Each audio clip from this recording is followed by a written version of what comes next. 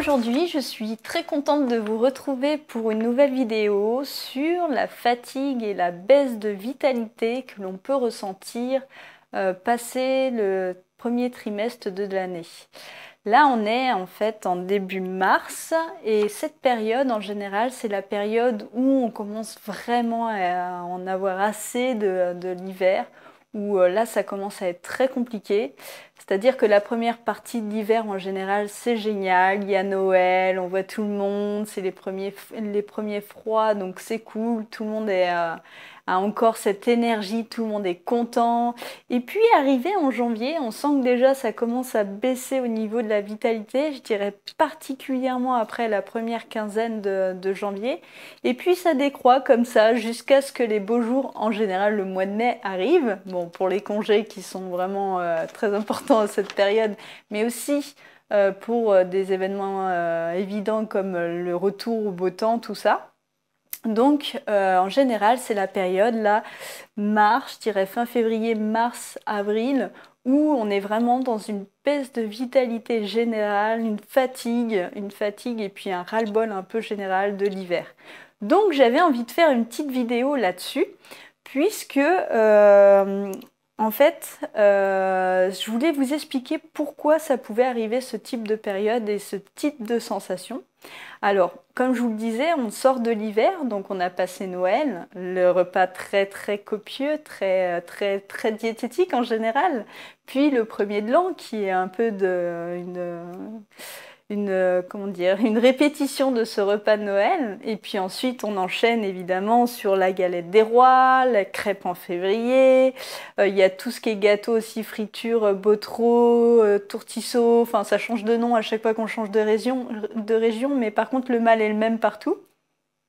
Et puis il y a même jusqu'à, là on arrive à Pâques, donc là Pâques c'est vraiment, on vient vous prendre, vous êtes bien fatigué, vous avez bien fait des abus, et là on vient vous en remettre une petite couche avec du chocolat par-dessus.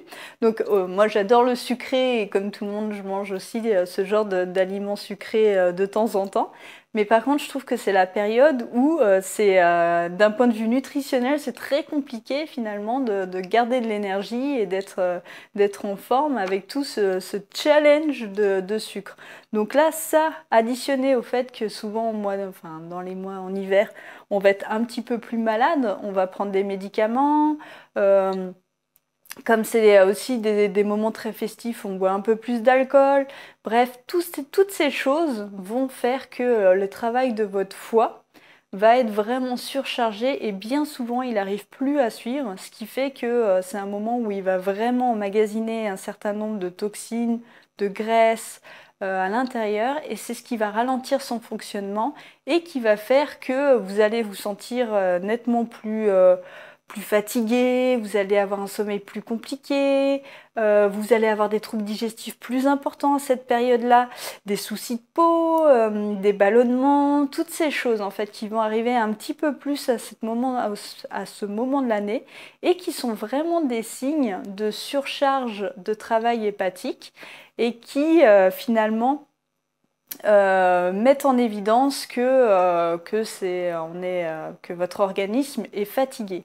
Alors là, souvent, à cette période-là de l'année, c'est souvent le moment où les gens vont mettre en place des régimes, des bonnes résolutions aussi avec du sport un peu plus intensif. Alors, il y a forcément le coup du 1er janvier avec les bonnes résolutions, mais ça retombe. Alors ça, c'est vraiment l'expérience qui me fait parler. Ça retombe à partir du 15 janvier et ça revient à partir du mois d'avril, puisque là on a une projection sur les beaux jours qui arrivent et les gens ont envie de nouveau de faire des efforts. Donc là souvent c'est le problème, c'est vraiment le moment où les gens vont mettre en place un certain nombre d'actions, de régimes restrictifs bien souvent, et puis aussi d'exercices physiques intenses. Donc malheureusement c'est quelque chose qui va encore plus épuiser l'organisme, qui risque en plus de ça de faire en sorte que le foie va libérer plusieurs toxines qu'il aura emmagasinées. Alors je l'explique ça dans la vidéo sur comment faire une véritable cure détox. Si vous ne l'avez pas vue, je vous invite à la voir parce que j'explique un peu tout ce mécanisme. Mais si vous êtes dans un régime restrictif, le foie risque de libérer ces toxines qui, si vous n'avez pas une alimentation adaptée par ailleurs, va faire en sorte que vous allez laisser circuler un maximum de toxines et ça va avoir l'effet inverse, c'est-à-dire vous fatiguer encore plus, sachant que vous serez dans un contexte de baisse de calorique en fait, donc de restriction énergétique.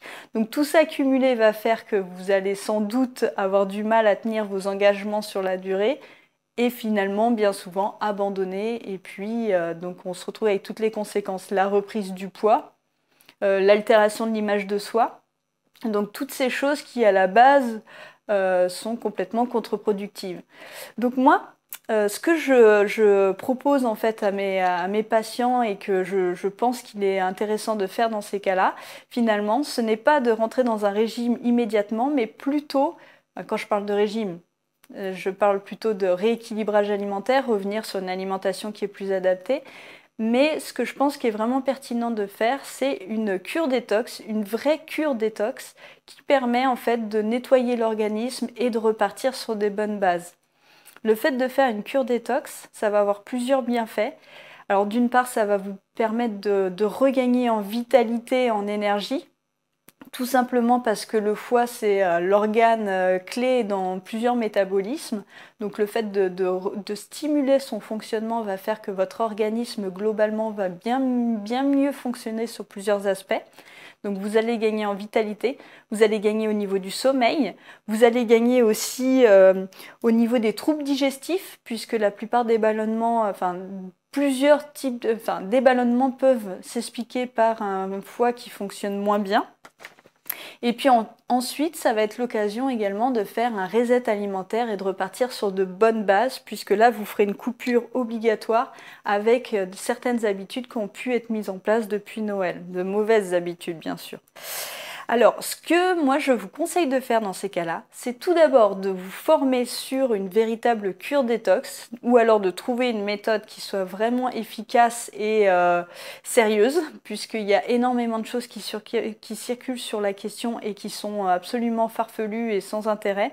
Donc quand on parle de cure détox, ça concerne plusieurs organes, mais principalement le foie. Donc je vous conseille vraiment de vous former sur la question pour pouvoir écarter toutes les méthodes qui seraient un peu farfelues et conserver celle qui serait la plus sérieuse. Une fois que vous avez fait ça, préparez-vous bien, puisqu'une cure détox, ça veut aussi dire faire des changements, donc des changements dans votre vie. Donc il y a tout un environnement à se créer, donc ça demande de se préparer votre entourage, créer le contexte, et vous engagez, pourquoi vous le faites, etc. Ensuite, organisez-vous, donc définissez bien les menus et puis votre liste de courses, planifiez-le dans votre emploi du temps. Il faut savoir que quand on fait une cure détox, il y a une petite période avant de préparation et il y a une petite période après. Donc tout ça, ça demande du temps, il faut s'organiser pour ça. Donc ça demande vraiment C'est possible, il n'y a pas de souci, ça se fait même quand on travaille, seulement il faut juste l'organiser et ça demande d'avoir une méthode sérieuse pour pouvoir voir un peu dans le temps comment s'organiser justement. Et puis enfin, lancez-vous parce que c'est vraiment quelque chose qui peut faire peur de l'extérieur parce qu'on a l'impression que c'est un véritable jeûne, mais finalement les bienfaits sont tellement intéressants, vous pouvez tellement gagner sur plusieurs aspects que ça vaut vraiment la peine de faire une bonne cure détox avant de mettre en place un style alimentaire qui soit plus adapté à vos objectifs. Voilà, donc c'est tout ce dont je voulais vous parler aujourd'hui. Je vais également donc sortir d'ici quelques jours une formation pour vous accompagner justement dans la mise en place d'une véritable cure détox. Donc là, c'est vraiment une formation que je vais construire de A à Z en fait et qui va reprendre c'est quoi les principes, donc toute la théorie sur la cure détox, donc le fonctionnement du foie, etc. Et puis ensuite les étapes, un accompagnement vraiment au jour le jour sur votre cure détox. Voilà, c'est tout pour aujourd'hui. Si cette vidéo vous a plu, n'hésitez pas à la partager, à la liker et puis aussi abonnez-vous à ma chaîne pour avoir les vidéos suivantes, pour être alerté dès que je sortirai une nouvelle vidéo. Et en attendant la vidéo de demain, n'oubliez pas que des changements alimentaires, ça demande des changements globaux et que tout ça, ça repose sur un pourquoi fort. À demain, bye!